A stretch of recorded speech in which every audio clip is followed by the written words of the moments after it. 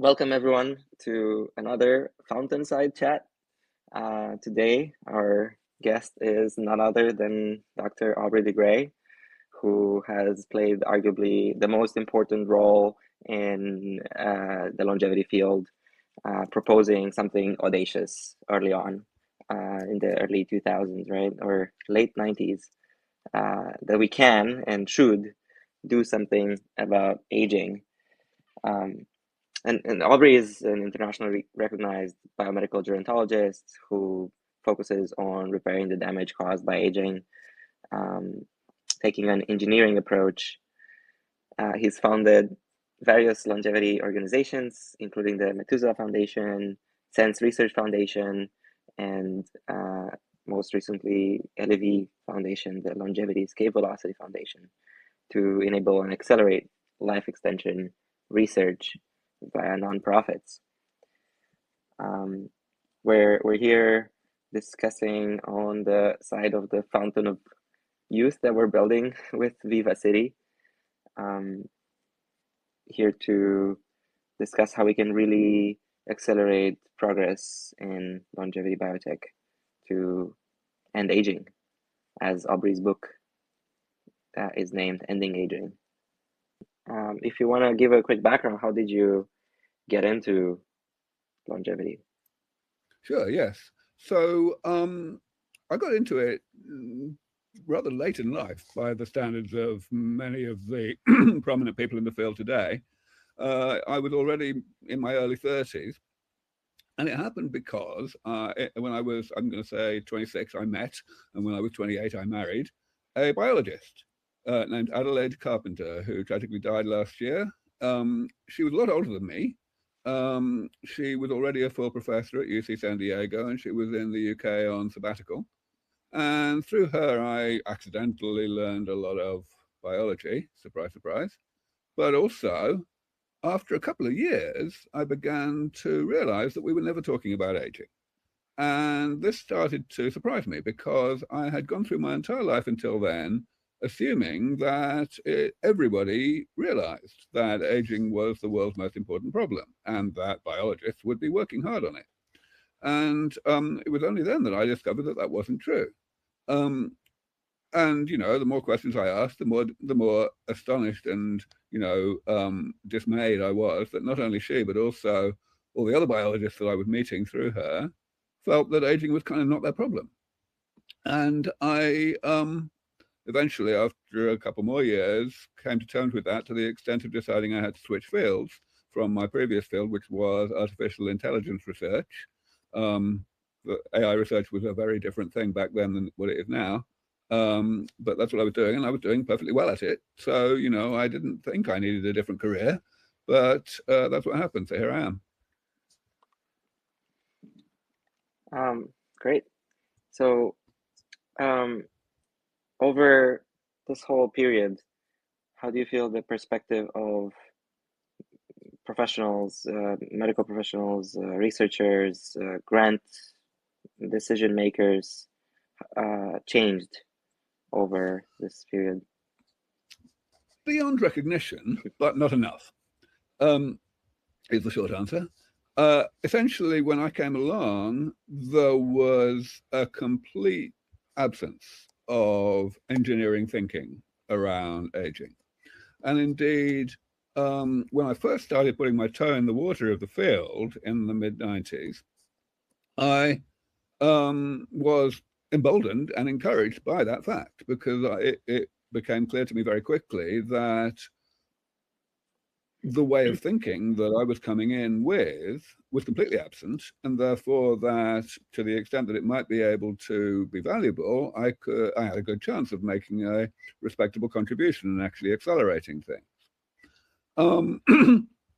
Now, it was actually even worse than that because back then it was pretty much, unacceptable in the academic world to even talk about doing anything about aging. There were one or two exceptions to that general attitude. Cynthia Kenyon was a very shining example who had become prominent only a few years earlier by doubling the lifespan of nematode worms. Michael Rose was another one who had doubled the lifespan of flies about a decade before that through breeding rather than through genetic engineering. And, so there were exceptions, but very few. The people who had been prominent in advocating for doing something about aging rather than just, understanding it in the way that we, cosmologists try to understand the universe. In the old days, people like Denham Harmon and Roy Warford and Bernie Strehler, they had more or less faded from view. And it was like the kiss of death to put anything about translation, about intervening in aging in a grant application. So, it's not like that anymore. In fact, back then there were no conferences talking about doing anything about aging, or at least the ones that did exist didn't have any academics coming to them, anyone who actually knew a bit about aging. And that's why I started my first conference series back in 2003, which was dramatically successful very quickly, largely because it was bringing people together with a common cause. And it was also bringing people together without a common understanding of the relationship of their work to each other. That was a very big deal. I had a very broad spectrum of topics at my conferences right from the beginning. And, so nobody there would be familiar with the work of more than one quarter of the other speakers. And that was very, very important. It set the stage for a huge number of, a lot of very important collaborations and so on. Obviously, lots of serendipitous informal interactions that led to good things. And of course, it also brought in a lot of enthusiasts who didn't really know what to do next, but who learned what to do next by talking to each other and so on. So, I am very proud to have been able to start really my whole community building contribution to this field in that way, by bringing people together face to face who have in many cases become quite prominent. So the 7 categories of damage that you proposed, how do you feel about them today? It's been 20 years. So a lot of people make a reasonably valid comparison between the 7 deadly things, the categories of aging that I put forward back in 2000 and published in 2002, and the hallmarks of aging, which were first published in 2013. And of course, the hallmarks of aging is, to some extent, a restatement of what I had said a decade previously. But there are differences, and the main difference, some people have been putting it perhaps slightly unkindly, but not altogether inaccurately, as that, what I did was I classified aging, and what the hallmarks paper did was it classified the literature. And that's kind of why the hallmarks have not stood the test of time and, have been subject to repeated expansion, whereas my 7 deadly things have stood the test of time. And that's very good news. It was already good news back in 2000, because I pointed out back then that every single one of the phenomena that I was classifying there, that qualified as a type of damage, was something that had been discussed and researched for nearly 20 years. The most recent one was 1982, when Richard Cutler put forward what was called the disdifferentiation theory of aging, which was essentially the original form of what we now know as epigenetic noise. So that was already nearly 20 years. And that was good news, because it meant that, chances were that we were not going to find out any new category in the future. And sure enough, now we're more than twice as long ago as that, and it's still true. So that's pretty good news. And which areas? I would love to go through each of the 7 actually. We don't have that much time, but maybe we can do a rapid fire, or start with the area that has the most progress and it's closest to having therapies that actually reverse that damage, that category of damage, and which are the least, where we have the least progress. Well, so I think it's pretty clear where the most progress is, and indeed where the most progress already was back in 2000, and that is cell loss. Cells dying and not being automatically replaced by the division and differentiation of other cells.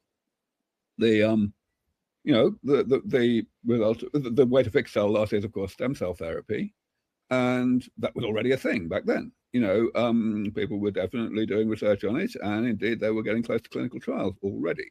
So I never did anything on stem cells at any of my at either the Methuselah Foundation or Sense, and I just left it to other people. I wanted to focus on other things, and sure enough, that has of course continued. There are more and more clinical trials of different types of stem cell therapy. It's particularly exciting that there are now half a dozen clinical trials using stem cells for Parkinson's disease, which I have always highlighted as the most obvious example of an aspect of aging that is driven by cell loss. And of course, there are other cases. The good news, of course, is that we now have other ways to achieve the reversal of cell loss, at least in certain cases. The biggest one, of course, is partial reprogramming, which wouldn't be much use for Parkinson's disease because there are no, precursor cells of dopaminergic neurons to rejuvenate and to make more regenerative. But in other cases, like the blood, for example, that's not really the case. So I think partial reprogramming has a big place in this spectrum, though not nearly so big as the relative financial support that it's really receiving right now would imply. Then to answer the rest of your question, the most difficult ones, well, that's always a hard thing to answer. I have historically said that cancer is the hardest one, division-obsessed cells, as I like to describe them. But I'm not, the thing is, what's the most difficult can change on a dime when a new thing comes along that suddenly makes it easier than we thought it previously was. So in cancer, for me, the extreme example of that is thio, 6-thiodeoxyguanosine, which is a nucleoside analog being used in clinical trials in Australia right now. What it does is it turns telomerase into a suicide gene. Telomerase recognizes it as a regular nucleoside and incorporates it into the telomere. And that messes up the telomere, makes the telomere unable to do its actual job of creating a loop at the end of the chromosome that prevents the DNA double-strand break machinery from joining the telomere to another telomere and messing the cell up. So what this does is it means that cells that are making a lot of telomerase, which is 90% of human cancers, totally shoot themselves in the foot very quickly. This is vastly more promising than the original telomere control approach that I proposed back in 2002, because it does not rely on cells just dividing and shortening their telomeres because they can't lengthen them anymore. What it does is these cells die quickly because they join their chromosomes together, as I mentioned. It's huge. And so now I would say that, of course, notwithstanding the fact that 10% of human cancers don't use telomerase, and so we still have to worry about those, I would say that now I would not put cancer at the top anymore. Or would I? The thing is that the one that competes with it is mitochondrial mutations. And I've always been interested in the idea of making mitochondrial mutations harmless by putting copies of the mitochondrial DNA into the nuclear DNA, modified in such a way that they still work by the virtue of the proteins being imported back into mitochondria. That is still feasible. There's no new thing that's come along that said this is totally impossible that we didn't know before. But it's really, really hard. We've made at Sense Research Foundation far more progress on that than anyone had ever thought we would, but it's still a long way to go. So the good news there is that the same thing has happened. There are alternative approaches which are looking far easier. They essentially revolve around altering the selective advantage of mutant mitochondria versus wild-type mitochondria. And my favorite version of this right now is the inhibition of a protein that determines how mitochondria are selected for destruction by mitochondrial mitophagy. This is something that we're still exploring, but it's looking really promising. And I hope to have more news about that within as little as a year, because I am in the process of setting up the key experiments. Would it be fair to say that we could find a category of damage repair that we could address with a specific type of therapy, and then even though that doesn't solve aging because you need to attack aging from all 7 directions, could we maybe see curing reversal of a specific disease, therefore signaling to the world, and having that business model as well, but still having at least one damage repair category, sort of like solved? So, other than no, I stem don't think so. cells. Yeah, I don't really think so, for a few reasons. First reason is, even with stem cells, each category is, in a very real sense, more than one thing. Each category has many examples within it. Even something like mitochondrial mutations, at the molecular level, it sounds like it's the identical thing in every cell that's affected. But doing something about it may be very cell type specific. The way to get, for example, a new gene into a cell depends on the vector. It depends on the ability of the vector to get into the cell and so on. So a one-shot elimination of a whole category of damage is not going to happen. The best we can do is develop an elimination of one example within a category, and then another one. And the more we get, the more examples we do within one category, the easier and quicker it's going to be to do the other examples within that same category, because we can leverage what we have learned. That's really the main reason why the classification into 7 categories is so useful. So that's one thing. But then also, we have this rather frustrating feature that the public, and thus governments and people who write checks and so on, are, entrenched in this view that aging is not a disease, or that aging is in some sense qualitatively different from disease. And the only thing that can shake them out of that dogma is a big increase in lifespan, because they are happy with the idea that lifespan is all about aging and not about disease, in particular maximum lifespan, but really even average lifespan. That's why at LEV Foundation, I'm so focused on making mice live longer. I am completely aware that the track record of things that make mice live longer also making, mice healthier in any sense, also working in humans, is pretty low. The hit rate is low. I have reason to believe that the hit rate may be higher for damage repair than it is for pharmaceuticals, for things that mess with metabolism, but I'm not betting on that. Therefore, I'm happy to accept that chances are that the things that actually work in humans will be different than the things that work in mice. But the question is, to what extent do people believe that anything will work in humans? And the belief in that is very, very strongly influenced by the observation that something, even if it may be a very different thing, works in mice. At the moment, nothing works in mice. And this is one of those things that the academics in the field have shamefully swept under the carpet. They all, in order to get money in the door, they have to pretend that they're making progress all the time. And of course, they are making progress in, learning stuff and understanding stuff and so on. But in terms of the acid test, in terms of the bottom line, nothing. Mice that are 18 months old, so they're in middle age already, could be made to live 4 months longer than they otherwise would 50 years ago by calorie restriction. That was done, at least that long ago.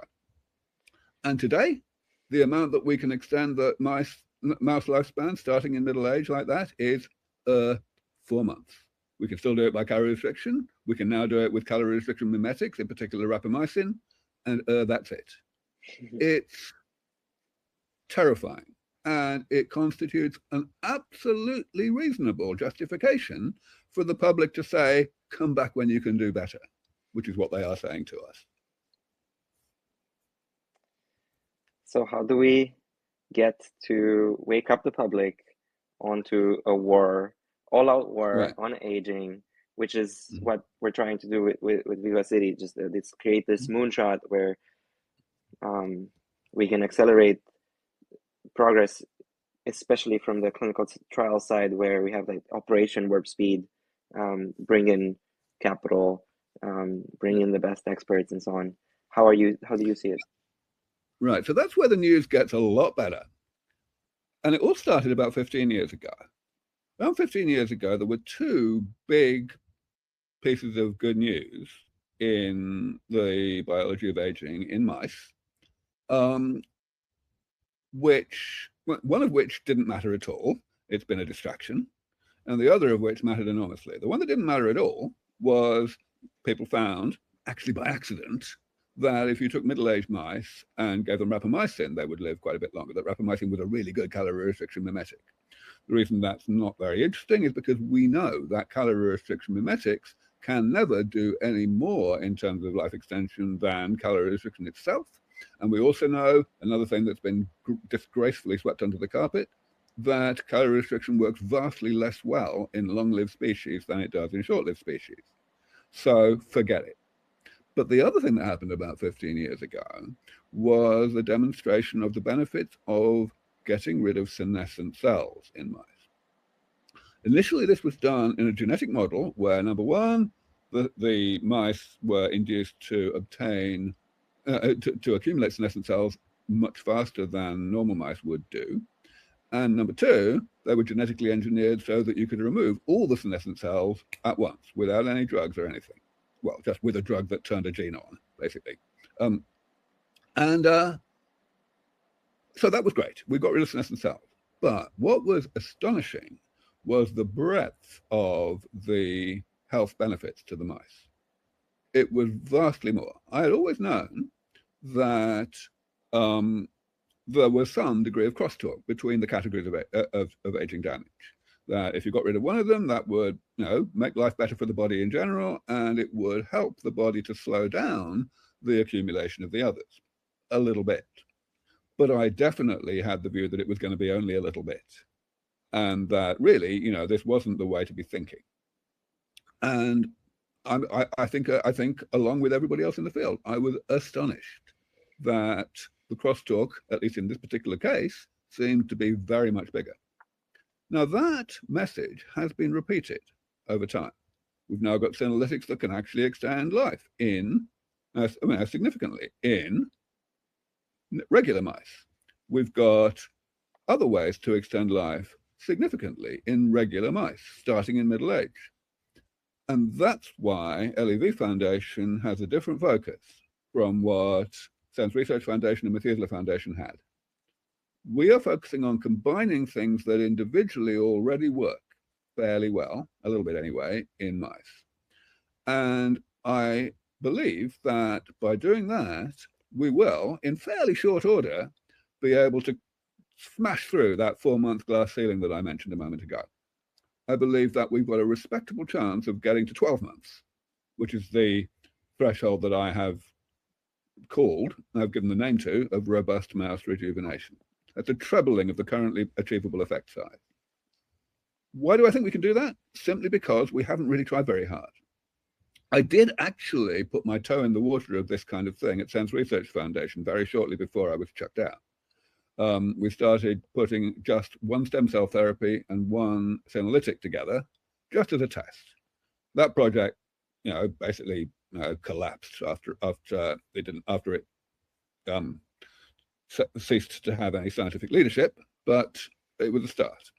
And of course, at the LEV Foundation, what we did the minute I was able to create it back into 2022, at the beginning of 2023, we started the first proper combination lifespan experiment, 4 interventions.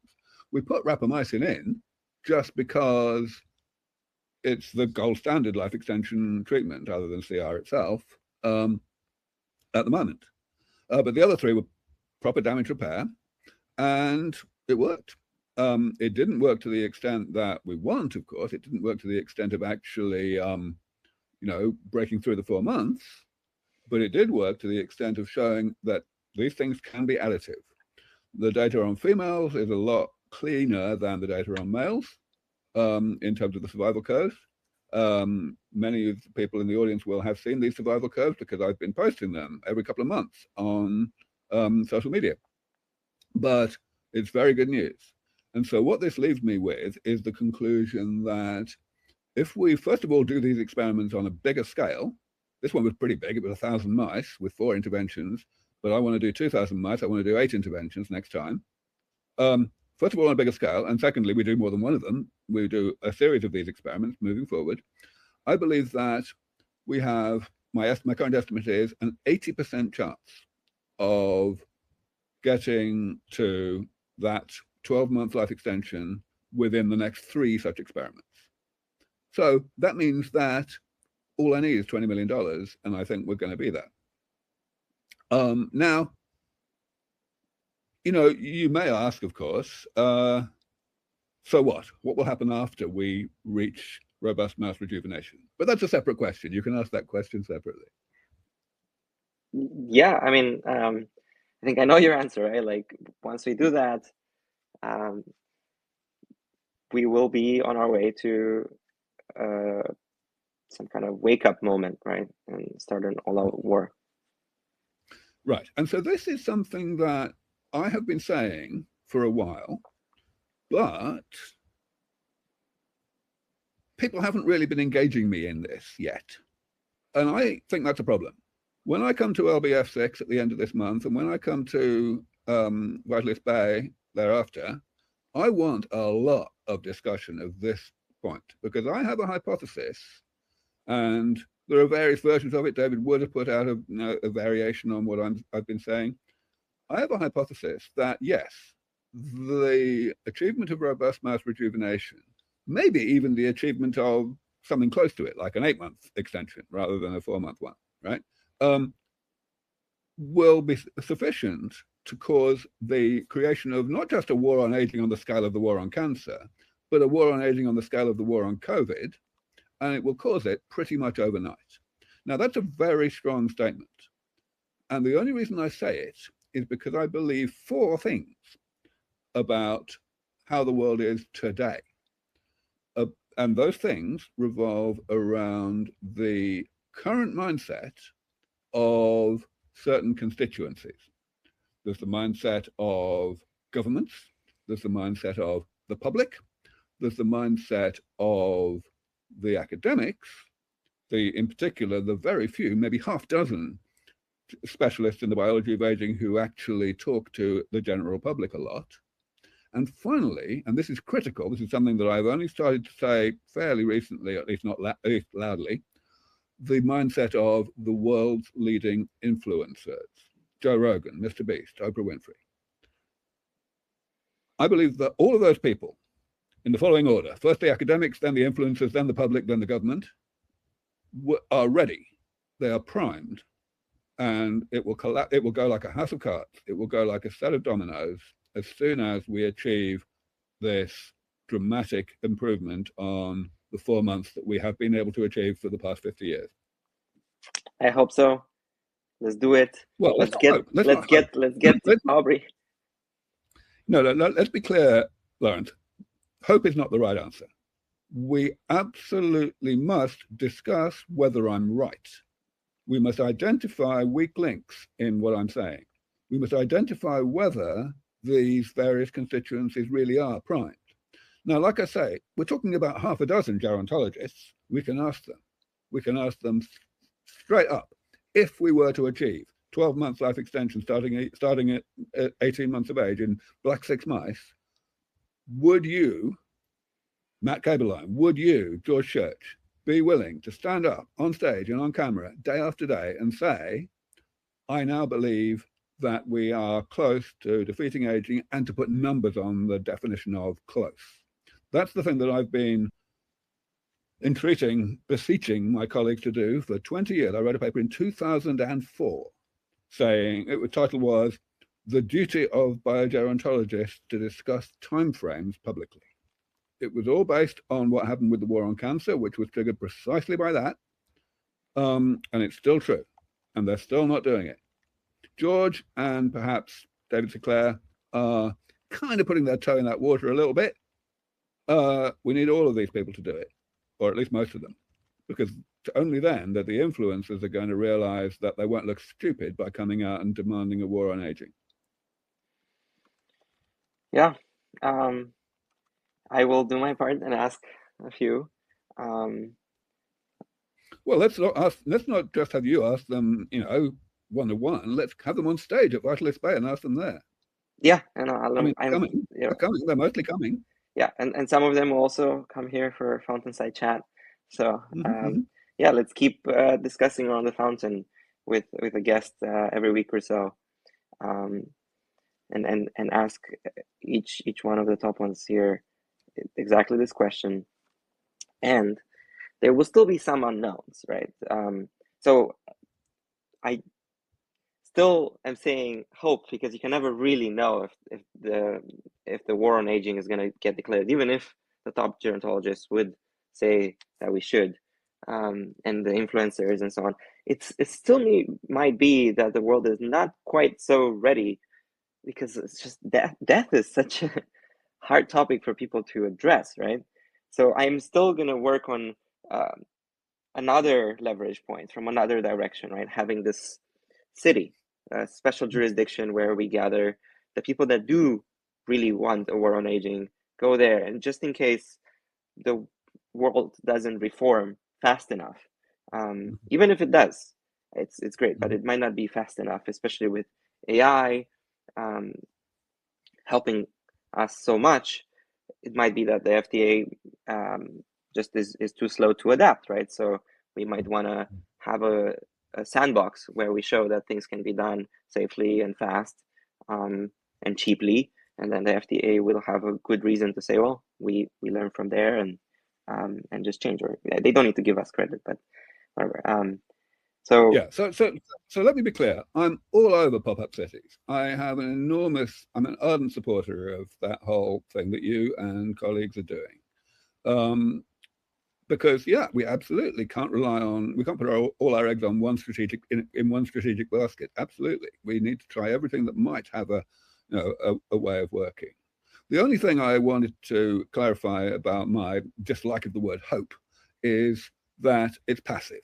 Right. It's like it's like saying, oh, AI will do it all for us, therefore let's not bother.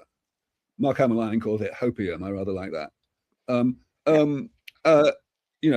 So I say, rather than hope, what we need to do is evaluate probabilities to the best of our ability and improve those probabilities. Because without evaluating them, we can't know where to prioritize our efforts on improving them. Yes. But yes, on the pop-up cities thing, I'm a huge fan of all of this. I'm a huge fan of you. I'm a huge fan of Nathan and Adam and everyone who's doing this. It's got huge potential to leapfrog the mouse stage and identify things that actually have some level of efficacy in humans, and to show it. At the moment, of course, what we're doing here is we're essentially modernizing the biohacking world. We are maximizing the amount of information that can come out of biohacking, of N-of-1 experiments and so on, by organizing them, by extracting data, by all the things that are involved in navigating the drawbacks that N-of-1 experiments have relative to randomized controlled clinical trials, rather than simply throwing up a hand and saying, RCTs are the only thing that have any value whatsoever. That's critical. And of course, the hope is that, and I'm using the word hope advisedly here, of course, is that there will be sufficient success in that regard to create FOMO, to actually get established jurisdictions to get their shit together and to re-instruct the FDA to modernize their protocols and so on. Yeah. So with pop-up cities, right? It's not just a longer conference where you can connect more than just meeting for a few days, exchanging business cards, where you live together for a month or 2 months or something. It's also a way to get over that chicken and egg problem, the cold start problem with starting a new permanent city. So people get a taste of what it'd be like to live there together with these like-minded people. And it has been mind-blowing, life-changing for a lot of us. We know this is really amazing. So with a pop-up, you won't be able to have a special jurisdiction and really accelerate the clinical trials for more advanced therapies.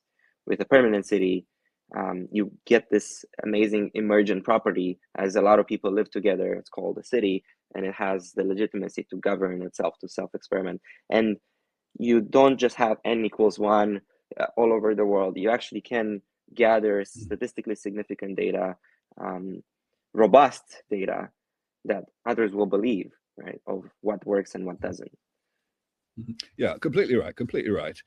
I think the value that conferences, that regular conferences give in terms of unexpected and valuable face-to-face interactions is undoubtedly amplified when you've got a conference-sized number of people together, but for a much longer time. You can iterate faster, so to speak, on those kinds of things. But in addition to that, absolutely, things have to be permanent in order to do the things that require a bunch of preparation. And of course, sometimes there can be a transition from one to the other. Of course, Vitalia, as everybody knows, started out as a 2-month pop-up city and ended up being translated into a permanent thing insofar as as Prospera can navigate the current political issues. And incidentally, I do want to say, while I'm on that topic, that I think both you and Nicholas deserve a lot of praise for the way in which you have managed the falling out that the two of you had. And, I don't think anyone in this community feels that they have to pick sides or anything like that. I think both of you are at this point, continuing to make very big contributions to the whole pop-up city stroke, new jurisdiction movement, and more power to both of you. Thank you. So we have a lot of questions on the Twitter post. Maybe we can do some rapid fire. From Alexei, Aubrey, you have converted the most amount of people to the field. What have you learned? How can we scale and accelerate that? Yeah, well, of course, it's exponential. Perhaps the most explicit example of acceleration through exponential growth is that I seed funded Less Death, which has now, of course, become the face-to-face component of the Longevity Biotech Fellowship. When Mark came to me in, I'm going to say early 2022, I think it was, saying that he wanted to get back properly into the longevity game, having been doing slightly adjacent things for a while. We talked about what to do. And actually, no, I remember now that this was actually in 2021, because at that point my plan was to bring him into Sense Research Foundation to create a modernized version of the education program that we had, which was doing very well for what it was, but what it was simply an internship program for undergraduates, plus, people who had recently been undergraduates. What I wanted to do was to bring in people with a variety of different skill sets and get them to understand how to synergize. It was essentially a step towards the Pop-Up City movement, because it was, going to be for a whole week with a whole bunch of people selected for that purpose, but really more like a conference. And sure enough, for reasons that everyone here knows, it wasn't possible to do that at Sense Research Foundation, but I was able to enable him to do it anyway. And I'm very pleased to be about to turn up to the upcoming one of that, which is called LBF6, even though it's really the 7th one, because the first one ended up being functionally called LBF0. And that will, of course, be at Lighthaven in Berkeley the week before Vitalist Bay. So yeah, I mean, that definitely is a way of scaling the community building that little me was doing on my own before then. Just, people would come to me all the time saying, what can I do? And all I could do was basically make introductions, which I could do pretty well because I've got the biggest network, but not at scale, not at the kind of scale that LBF is doing now. Yeah. Exciting. March 29th, I'll be there for LBF, and then April 4th, 2 months gathering of Vitalis Bay, both here in Berkeley. Yeah. Hope to see many of you here. So next, regarding this Operation Warp Speed scale effort, all out war like with COVID, but against aging. How can we? How do you envision it? Let's assume we can, first of all, get an absurd amount of money, like let's say 500 billion. How would you allocate it? 500 what, sorry? Billion with a B. Honestly, I don't think we need to think about that. And the reason I don't is because once you've got proper money, even at the level of 5 billion, certainly at the level of 500 billion, it will allocate itself organically in a manner that covers all the bases really quickly. I mean, we saw what happened with COVID. Nobody saw that coming. There was no planning. There was no anticipation of what we would do in such a circumstance. And suddenly here we were, and the world got on with it. And they got on with it pretty well, let's face it, creating a whole bunch of vaccines literally 10 times faster than any vaccine had ever been created and distributed ever before. That's an achievement. And the fact that we've done it once means that it's going to be that much easier next time. So I'm not really a fan of spending too much of our time planning those stages of the process. I think we can just let it happen. All we need to plan is ensuring that the actual demand for this to occur really does happen as fast as it possibly can happen. And that's why this small number of people, on the one hand, the small number of academics who talk to the public, and on the other hand, the small number of influencers who tell the public what to do and seem to actually succeed in doing that. Those are the only people I really want to focus on right now. What about no money or very little amount of money?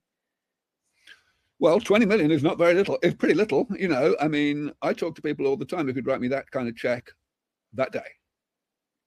And that's actually something that we do really need to discuss because, we are seeing a steady stream of very wealthy people deciding, yeah, you know what, aging is something they ought to put money into. We shouldn't be surprised that we're seeing that because a lot of these people are self-made tech billionaires, right? And, they understand engineering. So it's not surprising that they can understand what I've been saying all this time. Some of them take a lot longer than others to get the message. Jeff Bezos took 15 years. It's well known that he got into this field in 2006 when he was at TED, where I spoke. And, for years and years, he would come up to me and, on his own initiative, he would ask me for information. He didn't do fuck all for 15 years, but at least when he finally did pull his finger out, he did it in a big way with $3 billion. Fine.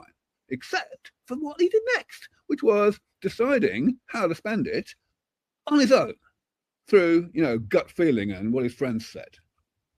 I mean, and Jim McKelvey's just done the same thing. He's the most recent example, the guy who created Square.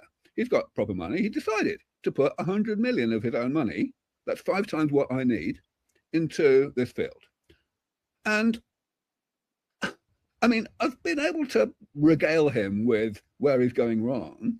Maybe I do it in a slightly more undiplomatic way than other people might. But the fact is, it's a disgrace that someone would make a decision like this to spend proper money in an area that they know nothing about, and then decide how to allocate that money by gut feeling or by, asking someone they went to high school with. It's like, Yeah. We have a bunch of questions, and I'm gonna try to do a rapid fire here. From Alexander, how could we employ Africa and Global South and the little chaotic or lost places for creating a world where everyone could live forever? Well, I mean, right now, and as you can see, my focus is on right now, on getting the war going, not on what happens afterwards. Um, um, right now, I believe that the number one role for Africa is to leverage its unique features. And one hugely unique feature it's got is genetic and indeed epigenetic and cultural and so on diversity, far more than anywhere else. Um, the cultural diversity is also quite important. The average person who's even moderately educated in most countries in Africa can speak half a dozen languages. And that's, people who speak half a dozen languages have different brains than people who can only speak one.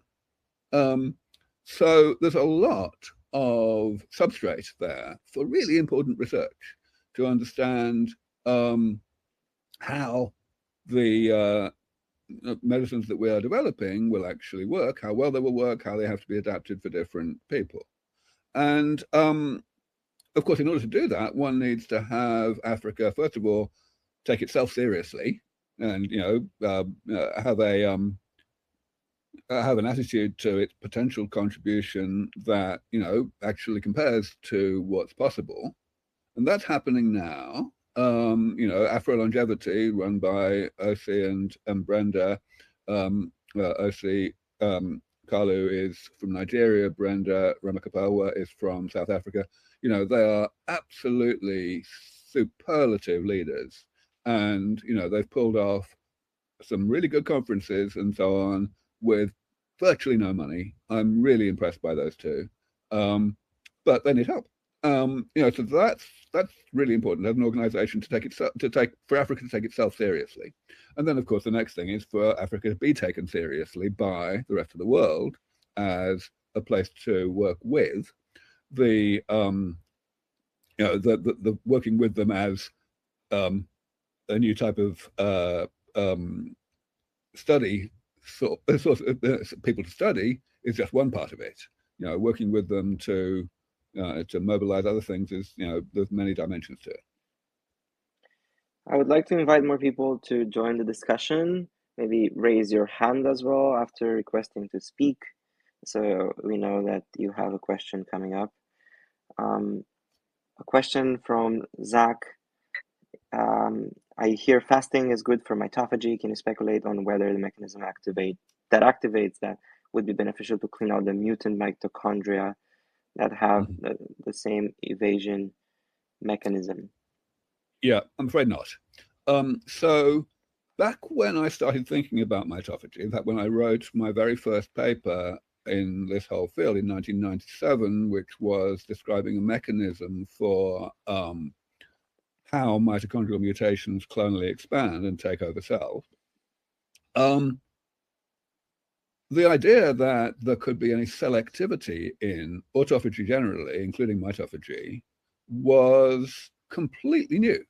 Nobody had even considered the idea that mitophagy was doing anything other than randomly destroying chunks of cytoplasm. I mean, from any evolutionary biologist's perspective, that was obviously insane, because everybody knows that evolution looks for tricks all the time and does what it can. And the idea that it wouldn't bother to develop an understanding of what bits of cytoplasm were better or less good to destroy just made no sense. But anyway, that was the dogma back then. But of course, as time's gone on, in fact, not long after that, it became very much accepted that mitophagy and autophagy in general is selective sometimes, but only sometimes. There is this thing called bulk autophagy, which is exactly what happens when you do what Zach mentioned, when you fast or whatever. Because then, basically what's happening, you're not getting substrate, you're not getting, the building blocks of life, amino acids and so on, from food, or at least not in the quantity that you need. So you have to count your pennies, so to speak, and that means basically destroying things that are fine, regardless of whether they are good or bad, just in order to free up building blocks to build things that you need more urgently. And that's what bulk autophagy does. So bulk autophagy, including bulk mitophagy, is not selective for whether the mitochondrion is working. And as such, there is no evidence, no reason to believe, either theoretically or experimentally, that upregulating mitophagy in general would have any impact on clonal expansion of mutant mitochondrial DNA. Thank you. Gal asked any popular science book recommendations. Well, quite a few, actually. I mean, my book from 2007, Ending Aging, I used to call it semi-technical because, you know, I didn't want to cut any corners, but at the same time, I wanted to avoid use of any, like, you know, jargon or whatever. But honestly, it's pretty hard work, my book. And other people since then have written books that are a lot more readable to non-biologists. And that's really good news. Of course, you know, most of those books will be well known to people here. Andrew Still wrote a wonderful one. Neil Barzilai wrote a wonderful one. David Sinclair wrote a wonderful one. Steve Orsted wrote a rather distinctive one because he's a zoologist by training. And indeed, his role in the field of gerontology has been particularly important precisely because he's pretty much the only person who has formal training in zoology. So his book was called Methuselah's Zoo. Yeah, so any of these books I very much recommend. They are, of course, written by leading experts who really know their shit, and therefore you will not be misled by any of them. But also they are, you know, really strong in terms of educating, you know, and getting people to understand what aging really is and what we might be able to do about it in the foreseeable future. What about Jeanne Bear's Replacing Aging? What do you think about replacement? Yeah, I would certainly include that. Let's talk about replacement because, you know, it's been getting a lot of attention lately. And at my conference this year, and I ought to actually mention this rather loudly because a lot of people still seem to think that I'm going to be running Dublin again. The Dublin conference will happen with my blessing, no question, in, I believe, the first week of July. But in the second week of July, there will be another conference that's been going for about 10 years called RADFest. And this year, the LAV Foundation is partnering with the Coalition for Radical Life Extension. So I will be responsible for half the program at RADFest. And I would very much hope that many people here will follow me there, so to speak, because, of course, the quality of speakers, even though we haven't announced the speakers yet, that's coming in the next week or two. The quality of speakers will be every bit as stellar as it always is in my conferences. Matt Cableland's going to be there, Noah Davidson, you know, lots of people that you would love to hear. But yes, I mention all that now because, partly so I don't forget, but also because one of the sessions I'm going to be running will be on replacement. Jean is hoping to be able to come. He hasn't been able to confirm for absolute certain yet, but I'm hoping he will in the next week or two. Yeah, so replacement, I mean, you know, it's a big thing. Now, of course, Jean's focus is on brain replacement. You know, stepwise, you know, surgically removing 10% of the brain after you've inactivated it and shunted its memories elsewhere. He acknowledges that this is, you know, this has big downsides in terms of ceasing to know things that were not successfully moved into other parts of the brain before you did your surgery. But he believes that the molecular and cellular damage repair approach that I've been pursuing all this time is simply not going to work well enough in the brain. There's too many types of damage that are just not repairable. I think he's wrong. I think that progress in all of the relevant types of damage repair is going very nicely, and that therefore that kind of technology for the brain will not be necessary. But I am a scientist. I know perfectly well, just as he does, that I could be wrong. And therefore I applaud his efforts to pioneer this new way of moving forward. I should also mention that one of our major donors from the past, Bill Sherman, who many of you will know as a co-founder of Repair Biotechnology, along with Reason, donated $1 million at the beginning when Jean started doing this. That was $1 million of the dollars that Sense Research Foundation's director stole from me, and I had to provide it to Jean myself, but he got the money. And so that's why our BE technology was able to start moving forward. And now, of course, Jean is at upper H and has potential access to a great deal more money to pursue that agenda. But of course, replacement is not just brain replacement. There's a few people working on the idea of whole body replacement, which is a very, very much bigger deal in terms of my interest in it, my support for it. Because there, what we could end up being able to do is a shortcut from all of the damage repair that we're normally looking at. I've always said that when we achieve longevity escape velocity, initially there's a quite high likelihood that some of the damage repair we do will have to involve surgery, because we're just not good enough at replacing things at the molecular and cellular level, and we just have to replace whole organs. And replacing the whole body is simply, taking that to its logical extreme. Plus, also, of course, we know very well that we need to be able to grow whole bodies because we've got all these neuro patients in DUAs, right? Including my fiance's late husband, Stephen Coles, who started the whole field of supercentenarian research back in the day. So, I'm very much in favor of research on whole body replacement, which certainly involves a lot of research that is difficult to do.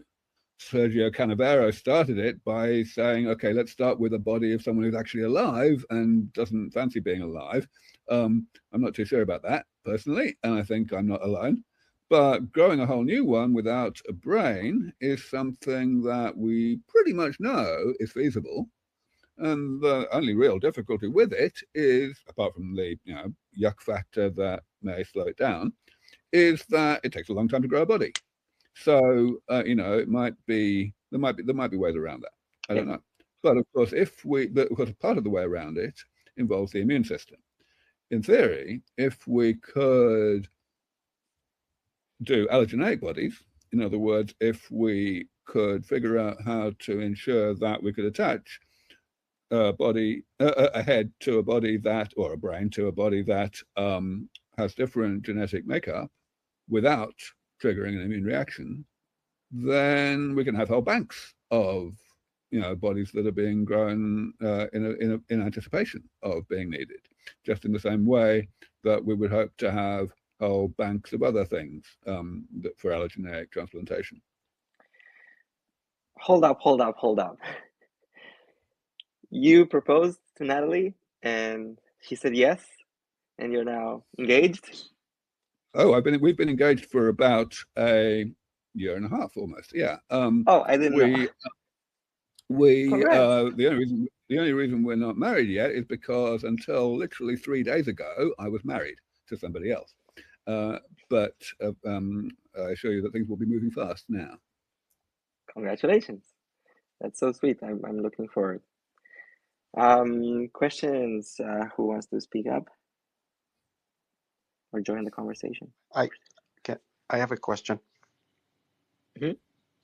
Yeah. Hi, Aubrey. This is Akalal from the Organ Preservation Alliance. Talking about replacement, I actually wanted to just jump off this occasion and ask you about the recent news that have been making the headlines about the titanium heart transplant and the genetically modified pigs, which are kind of also stirring debate about using them for organ transplantation. So my question is, do you see these organ replacements as a kind of a stopover, or do you see them as a possible strategy for longevity? And also, congratulations on your engagement. Thank you so much. It's a great question. I have historically seen them as a stopgap, and I think I mostly still do. I think in a world in which we could do molecular and cellular damage repair on the whole body, including the brain, really pretty well enough to be, to have achieved longevity escape velocity without any surgery, that will be viewed by almost everybody as preferable. And I believe that we will achieve that. We will get to that point. But I'm all about stopgaps. I mean, the whole longevity concept, the longevity escape velocity concept, is an encapsulation of the stopgap concept, right? So I'm all about that. And as such, I'm strongly supportive of work towards being able to replace organs, whether organs grown in pigs, whether whole bodies grown in vats, whatever. I think this is very important research. Thank you. Next. I wanted to follow up real quick just with that question on mitophagy. So I've got this long-standing feud going on between me and my buddy over what's better, calorie restriction or fasting, if calories are held equal. So I'm curious with this mitophagy if that means when you said so it wouldn't selectively target the zombie mitochondria or the ones that have the mutations.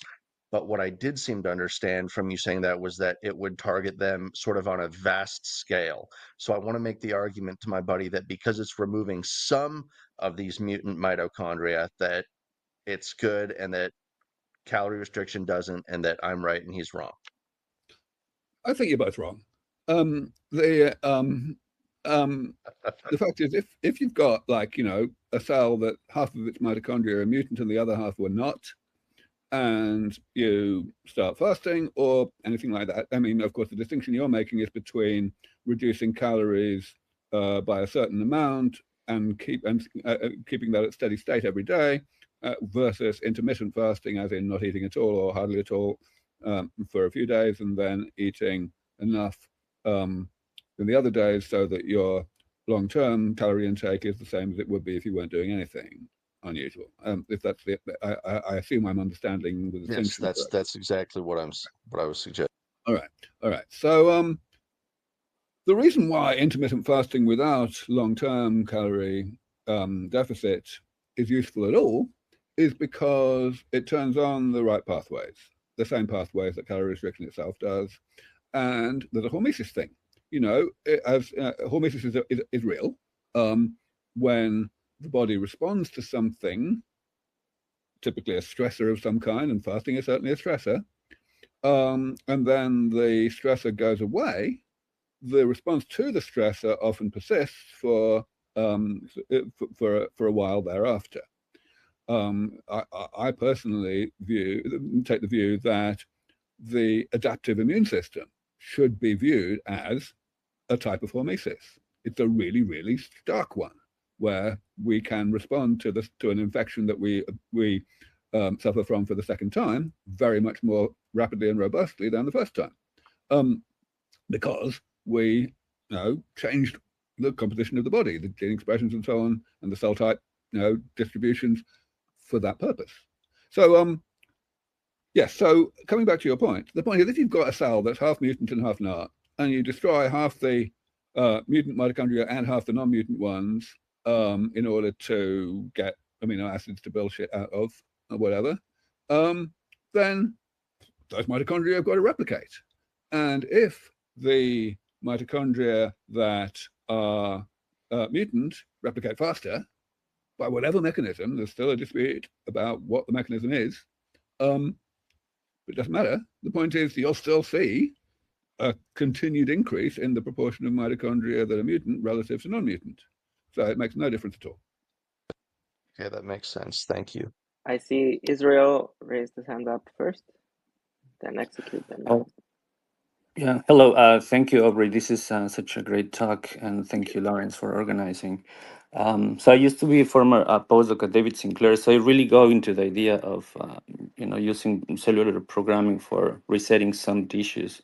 But I have like a higher order question, and do you think that by trying to live forever, like the immortality idea, which is very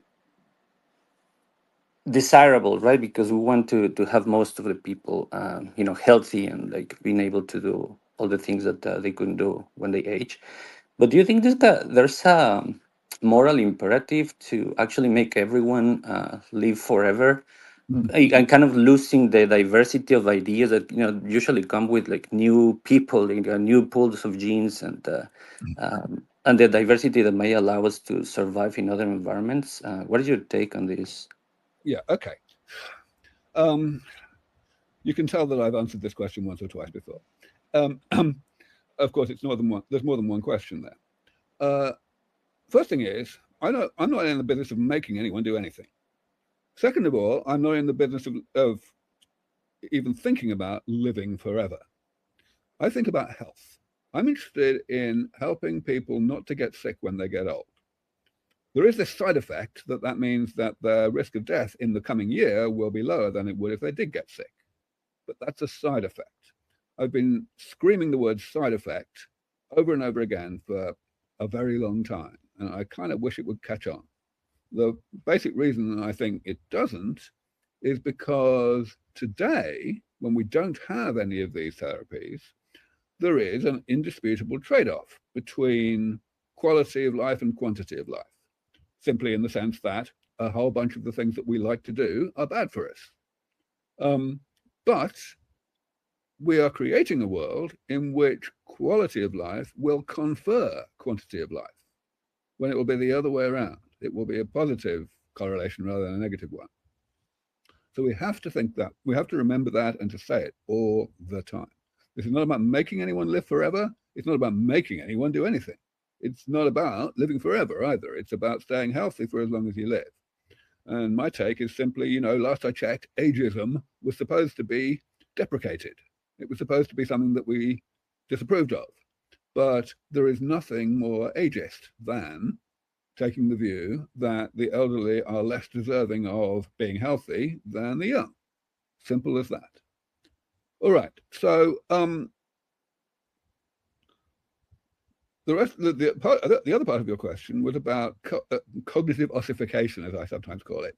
The idea that without turnover, we won't get, we won't get the novelty that comes with having new people coming along all the time. I have a two-word answer to that. It says term limits. There is about 1 billion ways in which society can incentivize the humanity in general to do exactly what I did when I was in my early 30s, switch fields. All you need to do is, make people pay higher taxes when they're doing the same thing that they were doing 30 years ago. It's not exactly rocket science. Plus also, of course, we have to take into account the fact that it's not going to be a matter of paying people, because in case anyone had forgotten, automation is coming. We are not going to have a world revolving around the assumption of essentially full employment for very long at all. So, no, I do not have much time for that way of thinking. Thank you so much. Execute and then Mahan, I think, raised your hands.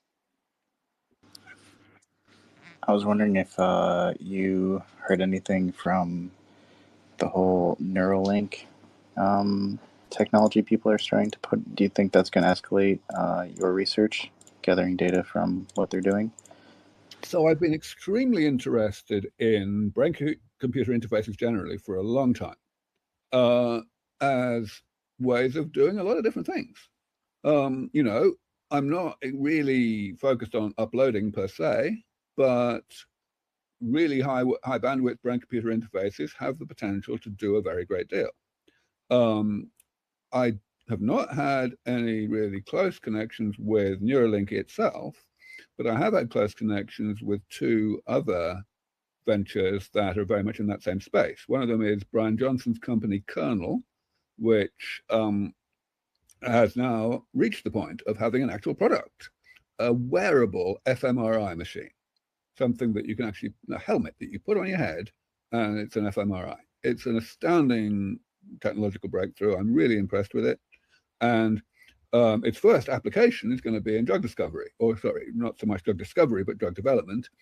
These things cost a bit, as you would not be surprised to learn, but Big Pharma would be totally, they are the target market right now to buy a lot of these things so as to greatly accelerate the testing of drugs for everything neurological. So that's great. The other one is something called neural dust, which was developed in Berkeley by a remarkable and fantastic researcher named Michael Mahabis. He's kind of moved on to other things now, but the fact is, the idea is to essentially put very, very small radio transmitters into the brain, diffused across the whole brain, that will simply fire off a signal with a barcode on it, of course, when a neuron right next to them fires. This is a way to, again, read what the brain is doing at much higher resolution. I think the way it currently stands is that these transmitters need to be made about one more order of magnitude smaller than they currently are in order for this to be feasible. If that can be done, then the next question is how to make them diffuse around the brain. And that's not trivial because the cerebrospinal fluid is sticky and things don't move around the way they do in the bloodstream.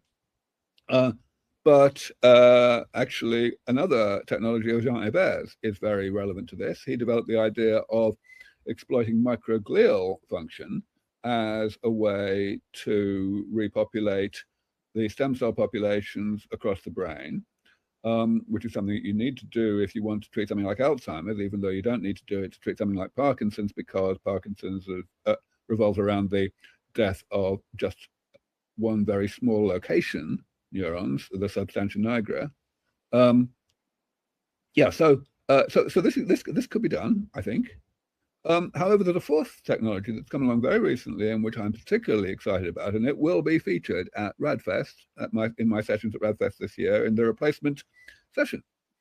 That is technology that is to do with spinal cord repair of a very different form than anything that any of you have heard about, unless you were in Dublin last year, because the same guy spoke there.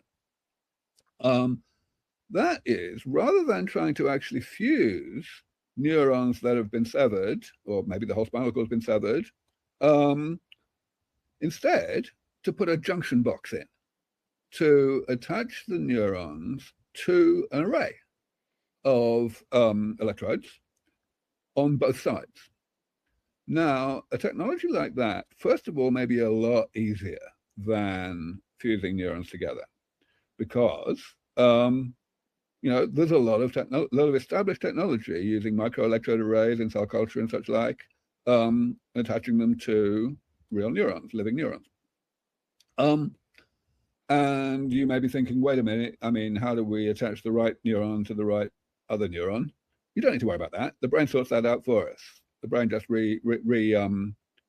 wires itself to use what it's given, because it knows what it's supposed to be looking for. We've got masses of experiments for decades showing that, using things like glasses that make the world look upside down. You can read all about that. Anyway, so the point is, something like this that joins the two sides of a severed spinal cord with a junction box is fantastic potential for whole body replacement, including, of course, for neuro patients who are cryopreserved, and it can be a T-junction. In other words, you can totally have this as something to facilitate brain-computer interface. Now, here's the amazing thing. You don't even need a particularly high density thing. The experiments that Alessandro Maggi, who will be doing this presentation, have already done involve essentially restoring micturition, so bladder control, in mice with a totally severed spinal cord. And it's ridiculous how few electrodes they have on these things. So we're talking a very feasible and extraordinarily exciting technology. Aubrey, we should probably end in a few minutes, right? You might have a hard stop. So let's see if we can get through one or two more questions, depending on how fast it goes. I think Mahan is next. Yeah, thank you. Okay, so on the funding thing, maybe we could make it like a bit of a secret kind of mission during Vitalisp Bay to try to raise 20 millions. If that specific number would be extremely helpful. I was also thinking of Arc Institute and Patrick Collison of Stripe, if those guys could be helpful in some way. And also in general, a question about AI and those kinds of things in a non-hypey way. Like, to what extent have you, Aubrey, been trying to incorporate this or partner with some organization to actually speed things up, both agents and also models like AlphaFold and similar things? Whoa, there's about half a dozen questions in that. First of all, I have no idea why you think that discussion of all of this in Vitalisp Bay should be secret in any way. I want it to be as noisy as possible. All right. So that's definitely the case. Then with regard to ARC, no, I haven't spoken to them, but I'd love to. With respect to AI, well, okay, there's a couple of things. First of all, for sure and certain, the advances being made by people working in AI in this area, in these areas, are already completely game-changing.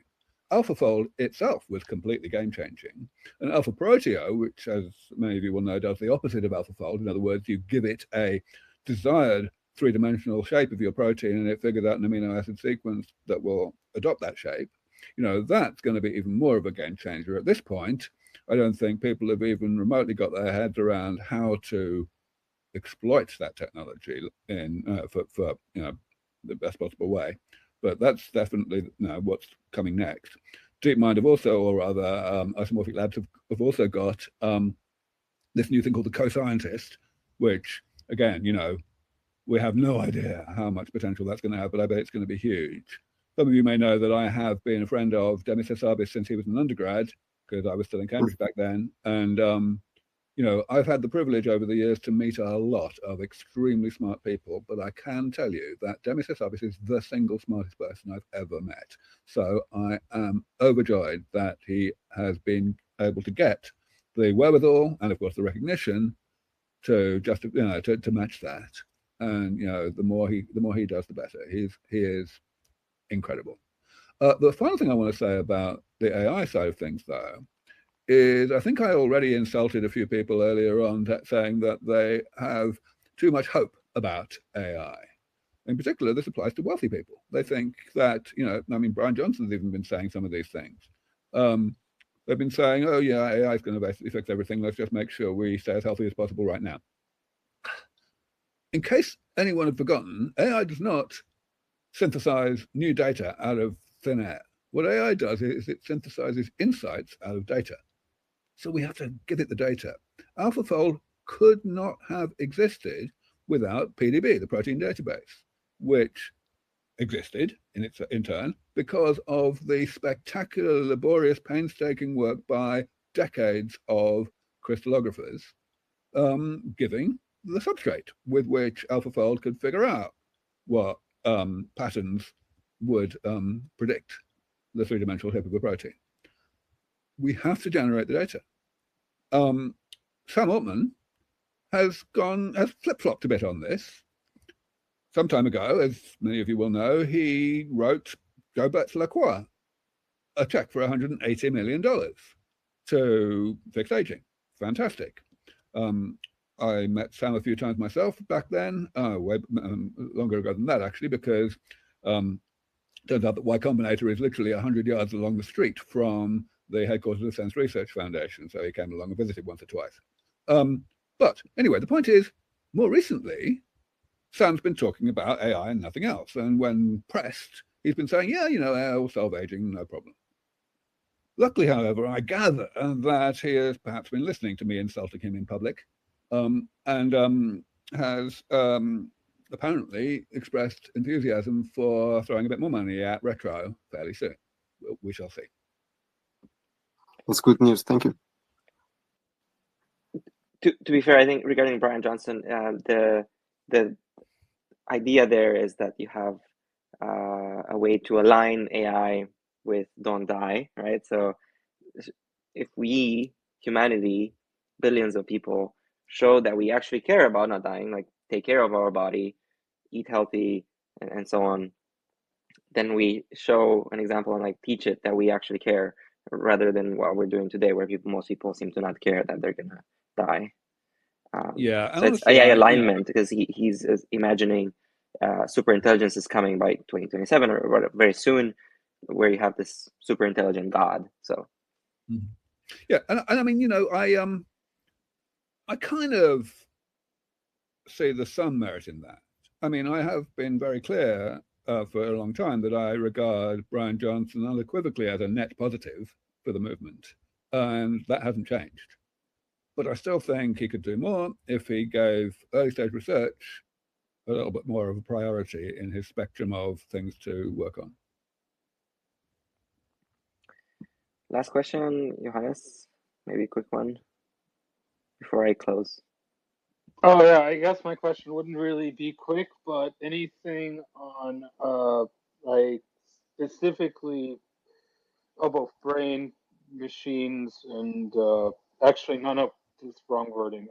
Like neuroprosthesis or anything like that to deal with like anything that would be extremely difficult to deal with biologically, or anything to treat neurological issues that either arise or are not trivially treatable. Yeah, well, that's actually a quicker question than you were fearing, because the fact is I don't really have anything to say about that over and above what I said earlier about the work of Alessandro Maggi on these things and the work of other people on Neuralink and kernel and neural dust and so on. I think those are the technologies which will most capably address the problems you're describing. Okay, it's not quite as helpful. I tried to word it a bit quicker. Sorry. Anyway, the answer's okay. Thank you. No worries. Okay, so just to close, as is tradition, Aubrey, who would you like to see join us in a chat by the fountain? Well, I mean, of course, there's a lot of people that are both willing and able to be quite useful in this kind of forum. Certainly any of the people that I always cite as colleagues of mine in the biology of aging who talk to the general public a lot, that they are top priority. So, I mean, David Sinclair, George Church, Matt Kaberlein, Nir Barzilai, Eric Verdin, Brian Kennedy. Those are the people that I normally list. And definitely every single one of those would be very valuable. Great. Thank you so much for my pleasure. sharing your My pleasure. Thanks for having me. insights. Thank you. Thank you, everyone. See you soon.